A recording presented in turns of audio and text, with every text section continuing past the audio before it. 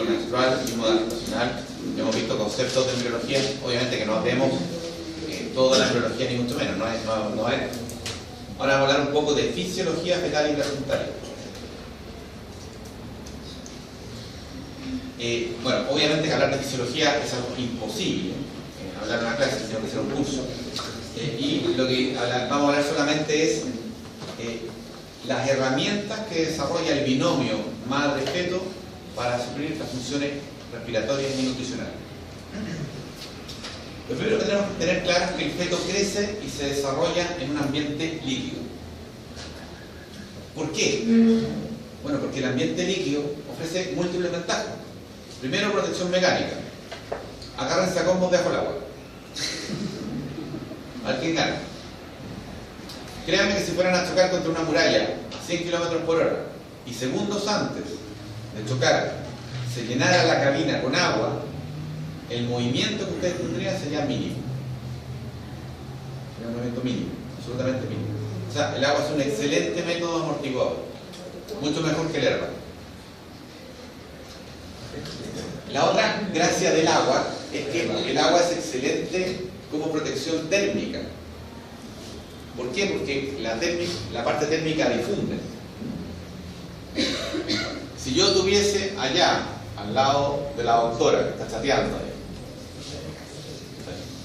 al lado de ella, una chimenea, y le pongo una salamandra y le pongo harta madera, los que están ahí van a estar muertos de calor.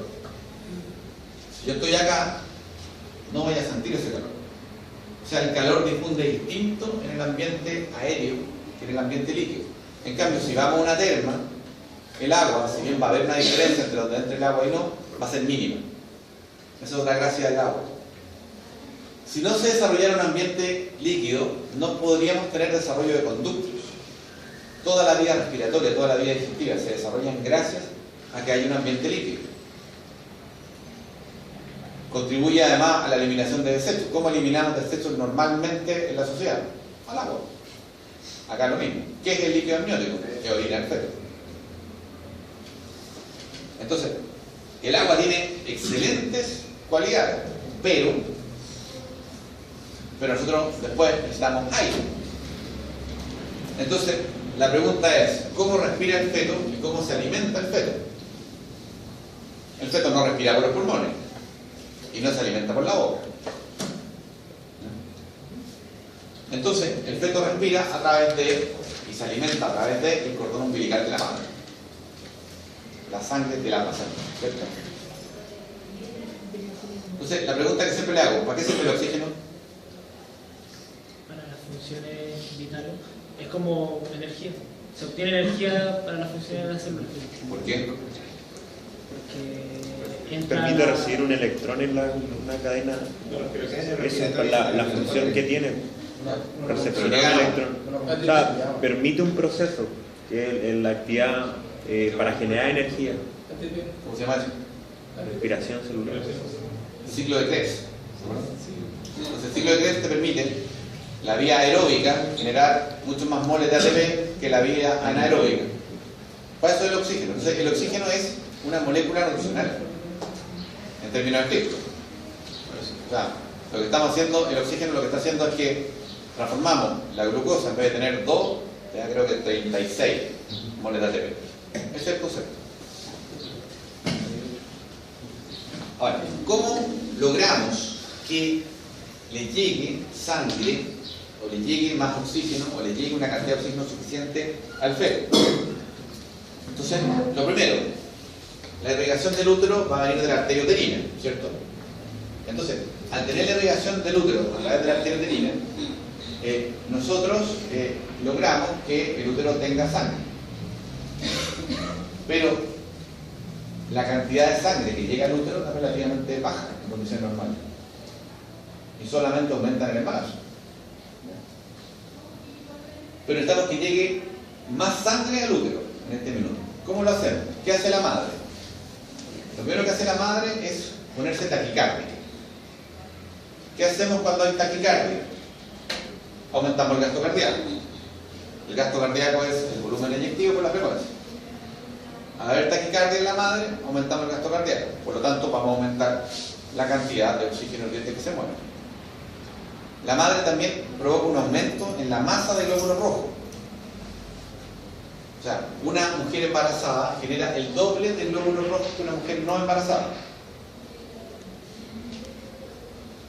Pero además la embarazada cae la viscosidad de la sangre. ¿Cómo lo hace? Porque si bien aumenta la masa del glóbulo rojo, aumenta 2 veces la masa del glóbulo rojo, aumenta 3 veces el volumen plasmático. Entonces esto es como que tuvieran un jugo en polvo. Ustedes tenían 1 litro de agua y le intentaron un sobre de jugo en polvo. Ahora tienen 3 litros de agua y tienen 2 sobres de jugo en polvo. El agua queda, o sea, el jugo queda diluido. Al diluirlo, baja la viscosidad. Pero tengo más jugo que antes. Entonces la madre tiene más masa de glóbulos rojos, pero la tiene con menos viscosidad. Tengo mayor capacidad transportadora de oxígeno, pero al bajar la viscosidad disminuye un poco mi gasto cardíaco. ¿Entienden eso? Entonces la madre se pone taquicárdica, aumenta la masa del glóbulo rojo, pero aumenta más el volumen plasmático, con lo cual cae la viscosidad de la sangre. Y además la madre, por distintos mecanismos, tiene un proceso de vasodilatación periférica. Entonces disminuye la resistencia vascular periférica. Todo este mecanismo lo que está haciendo es que una mujer embarazada tiene mucho mayor capacidad de transporte de oxígeno y nutrientes hacia el resto del cuerpo. ¿Cierto? Son los fenómenos de adaptación de la madre. En resumen, la madre ¿qué hace? Aumenta su gasto cardíaco y aumenta el transporte de oxígeno y nutrientes. Pero estos mecanismos que acabamos de decir no son selectivos. Esto hace que aumente el transporte de oxígeno y todo a cualquier parte del cuerpo. Pero nosotros necesitamos que sean más bien selectivos.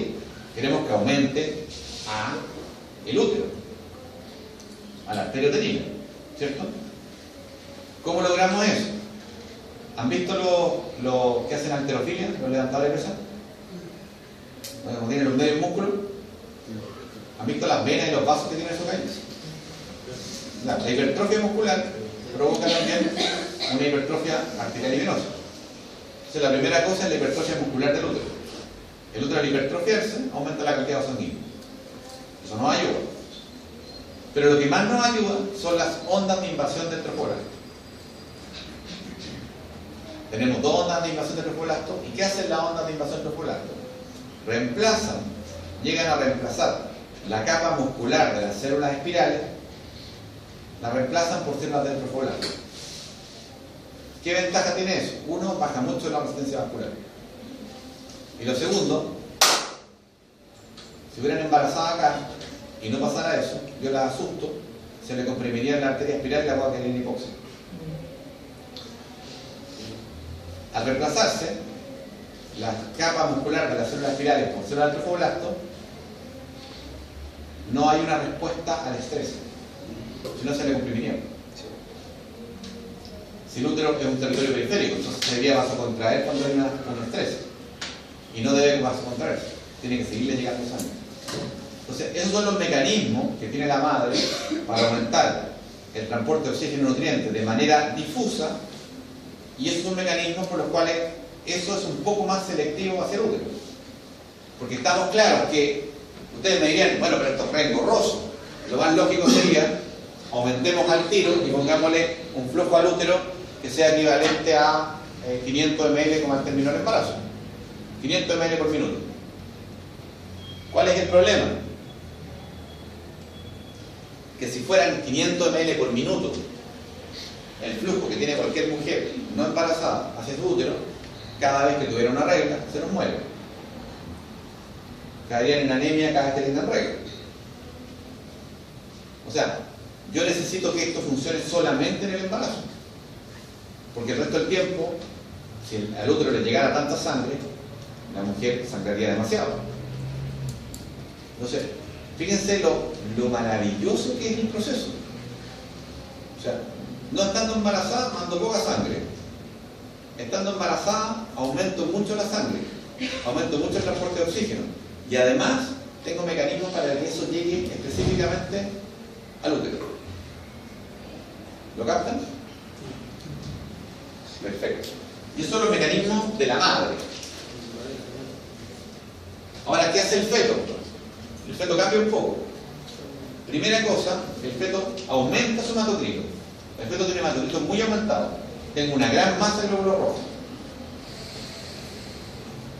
Segundo, el feto es súper taquicárdico. O sea, ¿cuál es la frecuencia cardíaca normal de un feto? De 120, 160, imagínense. Un feto taquicárdico. Un hematocrito power, taquicárdico. Tengo un tremendo gasto cardíaco. Además, el feto tiene una hemoglobina especial, que es la hemoglobina fetal. ¿Se acuerdan que la hemoglobina fetal era ultra afín al oxígeno? Tengo gran cantidad de hemoglobina, ultra afín al oxígeno, y la estoy bombeando a toda máquina.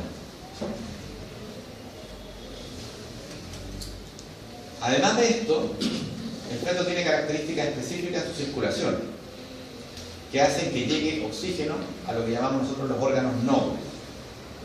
¿Cuáles son los órganos nobles del feto? Corazón, cerebro y suprarrenal. O sea, tenemos mecanismos por los cuales favorecemos la llegada de oxígeno a los órganos nobles. Pero también necesitamos que lleguen nutrientes a órganos específicos, como el hígado, que no son nobles. Entonces, cuando ustedes respiran, la respiración es pulmonar. Cuando ustedes se alimentan, el alimento llega al hígado, y en el hígado sintetizamos proteínas. En el feto toda la sangre está llegando al cordón umbilical. ¿Ya? Pero el feto tiene algunas características. Tiene una característica muy importante, que es tener en la primera rama de la arteria, de la vena umbilical. Parece que la vena lleva sangre rica en oxígeno desde la placenta hacia el feto. La primera rama de la vena umbilical es el ductus venoso, o conducto de Arancio. ¿Qué hace el ductus venoso? El ductus venoso es un vaso muy pequeño, muy chiquitito, que tiene en su extremo hacia la vena, es más ancho y después se angosta. Por lo tanto, lo que logra es que captar mucha sangre y después la canaliza, por lo cual aumenta la presión. Es un vaso de alta presión. Y lo que hace es saltarse el hígado. Entonces, hay una porción de la sangre del feto que pasa por el ductus y otra porción que sigue vía sistema portal hacia el hígado. La sangre que va hacia el hígado entrega nutrientes al hígado para que sintetice proteína y hace toda la función metabólica. Acuérdense que el hígado es un sistema sinusoidal. Entonces, esa sangre que fue al hígado pasa a los sinusoides y cae la presión. Y después sale por las venas suprahepáticas, pobre en oxígeno, pobre en nutrientes. En cambio, la sangre que viene por el ductus, como agarra mucho y después canaliza, sube a alta velocidad y se salta el hígado. Y el ductus desemboca prácticamente en la última porción de la vena cava inferior, prácticamente llegando al corazón. Es el ductus venoso o conducto de Arancio. La vena cava inferior, por lo tanto, lleva sangre del territorio de las extremidades inferiores, venoso del feto. Sangre pobre en oxígeno nutrientes que circuló por el feto y que ahora va subiendo por vena cava inferior. Se junta con la sangre que viene también pobre en oxígeno nutrientes, que viene de la suprahepática, que acaban de salir del hígado. Y en la última porción viene una sangre que viene, estas dos sangres vienen a baja velocidad. Y a la última porción viene un flujo de sangre a alta velocidad, rico en oxígeno nutrientes, que viene del ductus, que se saltó el hígado. Entonces, en algún minuto, la vena cava inferior tiene 3 flujos sanguíneos distintos. Y por un fenómeno ¿por qué le puse tanto hincapié a que aumentaba la velocidad del ductus? Porque como aumenta tanto la velocidad del ductus y el trayecto que comparten estos 3 flujos dentro del mismo vaso es tan corto, la sangre no se mezcla. Entonces la sangre que viene por el ductus pasa volando por la vena cava sin mezclarse con la sangre que venía de vena cava inferior y de vena suprahepática. Y el ductus, o sea, la vena cava inferior, va a desembocar en el atrio derecho. ¿Recuerdan? Y en el atrio derecho hay una estructura que se llama la cresta dividens. La cresta dividens es una estructura con forma triangular en la cual justo está en la desembocadura de la vena cava. ¿Y qué hace la cresta dividens?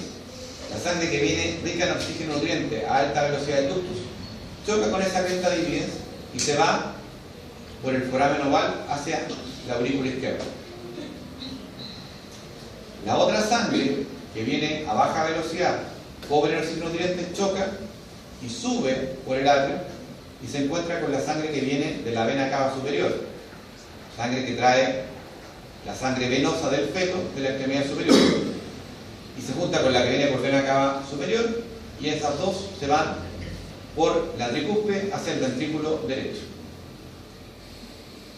Por lo tanto, la sangre pobre en oxígeno y nutrientes pasa al ventrículo derecho, y la sangre rica en oxígeno y nutrientes pasa a atrio izquierdo. De atrio izquierdo, ventrículo izquierdo. Y el ventrículo izquierdo da la primera rama. ¿Cuál es la primera rama? Las coronarias. Entonces aseguramos que las coronarias tengan sangre rica en oxígeno y nutrientes. La segunda rama es el tronco paraencefálico, que después se va a dividir en la subclavia y la carótida derecha. La tercera rama es la carótida izquierda, la cuarta rama es la subclavia izquierda. Con ese mecanismo aseguramos que la sangre rica en oxígeno y nutrientes se fue al corazón y al cerebro. La sangre que viene pobre en oxígeno y nutrientes está en ventrículo derecho, ¿cierto? El ventrículo derecho sale a la arteria pulmonar, pero el pulmón del feto está colapsado. Entonces hay mucha presión en el territorio pulmonar. Y ahí hay un segundo ductus, que es el ductus arterioso. El ductus arterioso hace que la sangre que viene por la arteria pulmonar se salte el pulmón y desemboque en la aorta, porque si no habría hipertensión pulmonar. Tiene que saltarse el pulmón y desembocar en la aorta. ¿Pero en qué porción de la aorta? En la aorta ya más bien descendente, cuando ya dio la rama hacia los órganos nobles. De esa manera, esa sangre que viene pobre en oxígeno y nutrientes se junta con la sangre que viene de la aorta descendente. Y ahí sigue para el resto del cuerpo. Por lo tanto, el feto tiene tres cosas que no tiene el adulto: el ductus venoso, el foramen oval y el ductus arterioso. Y esas tres cosas lo que hacen es, de alguna manera, dirigir la sangre oxigenada hacia órganos nobles y evitar que la sangre pase a los pulmones. Si no existe el ductus arterioso, la sangre no va a pasar desde la arteria pulmonar a la aorta y va a pasar por el pulmón, y ese feto va a ser una hipertensión pulmonar, va a ser una falla cardíaca a la derecha y probablemente se vaya a morir.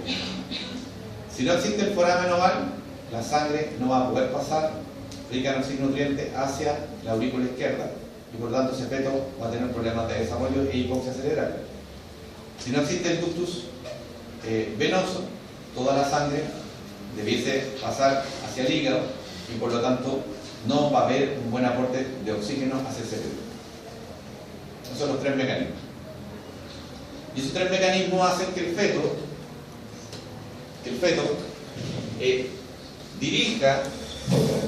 dirija la sangre rica en oxígeno y nutrientes que actúa acá, bajo este mecanismo, la dirija hacia los órganos nobles.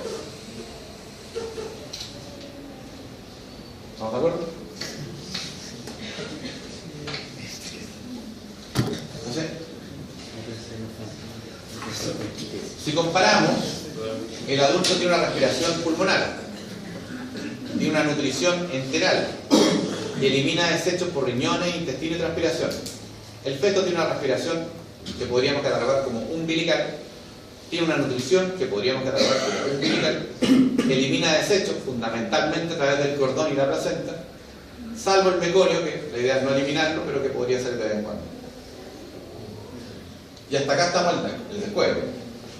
Súper bien. Pero, doctor, ¿cómo era que se saltaba el hígado, la sangre rica en oxígeno. Que la primera rama de la vena umbilical tiene la sangre rica en oxígeno y nutrientes. Se acaba de producir el intercambio a nivel de la placenta. Tiene sangre rica en oxígeno. La primera rama de la vena umbilical es el ductus venoso. El ductus venoso es un vaso pequeño de poco calibre que tiene una entrada hacia la vena muy amplia y después se angosta. Eso hace que adquiera mucha sangre, pero que aumente la presión. Y este vaso desemboca al final de la vena cava inferior, choca la cresta diviens, atrio izquierdo, ventrículo izquierdo, coronaria, cerebro, y por eso pasa la sangre. ¿Ya? Si tengo que repetírselo 50 veces, lo repito 50 veces. Tiene que quedarle a todos claro. Entonces, tenemos todo este mecanismo y está el después, durante la vida fetal. Pero la guagua tiene que nacer. Y cuando nace la guagua, todo este mecanismo tiene que cerrarse, tiene que parar. ¿Cómo logramos eso? Por una sencilla razón. Imagínense que yo encontrara un balde con agua, con hielo, y me fuera detrás de alguna que esté medio dormido y le lanzo el balde con agua con hielo en la espalda. Antes de decirme un garabato, ¿qué haría? ¿Cuál sería la sensación? Y después me diría todos los garabatos. Ese es el mismo que hace el feto al nacer. El feto está pilucho, metido dentro del abdomen de la madre, a 37.4 grados Celsius, aproximadamente 37.2, desnudo pilucho, y lo saco mojado y lo tiro al ambiente de 22 grados, 21 grados de un pabellón. A ese feto le dice, y cuando hace eso, expande el pulmón. Al expandir el pulmón, la presión de la arteria pulmonar se iguala a la presión de la aorta. Por lo tanto, el ductus arterioso no hay flujo neto y empieza a pasar sangre por primera vez al pulmón y la respiración se vuelve pulmonar.